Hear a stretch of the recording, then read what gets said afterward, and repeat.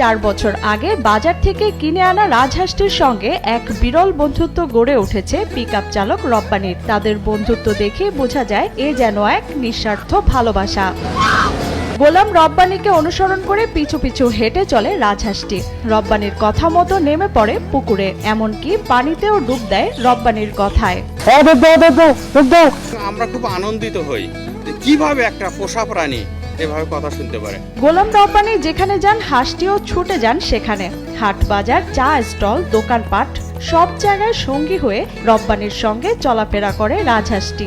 রব্বানী ভাই ধীরে ধীরে যাবি, হাঁসের শেষে দিবি, বাজারত যাবি, হাটত যাচ্ছে সাথে সাথে বাজার ঘুরছে, বাজার মানে পিছিয়ে পিছিয়ে আসে, আস্থা পার হচ্ছে, ওই আস্থা পার হচ্ছে, ওই হাঁস সাথে সাথে করে।